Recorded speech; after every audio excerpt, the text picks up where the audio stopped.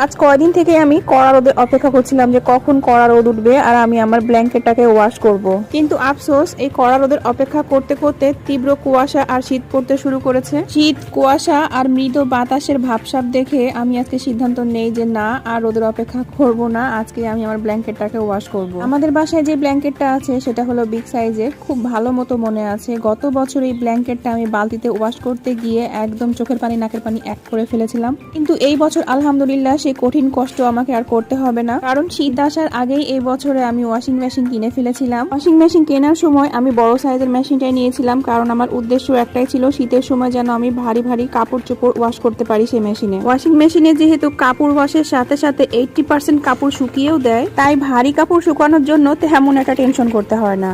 আমি আমার বাসায় সবসময় কাপড় চোপড় ওয়াশ করার জন্য সার্ফ এক্সেলটা ব্যবহার করি, কারণ আমার কাছে মনে হয় যে সার্ফ এক্সেলতে কাপড় চোপড় ওয়াশ করলে অনেক বেশি পরিষ্কার হয়। ওয়াশিং মেশিনে বিগ সাইজের ব্ল্যাঙ্কেট ওয়াশ করার জন্য আমার মেশিনটা সময় নিয়েছিল 1 ঘন্টা 15 মিনিট। আলহামদুলিল্লাহ ব্ল্যাঙ্কেট ওয়াশ করে ছাদে দেওয়ার কিছুক্ষণের মধ্যেই ঝলমলে রোদ উঠে গেছে আজ।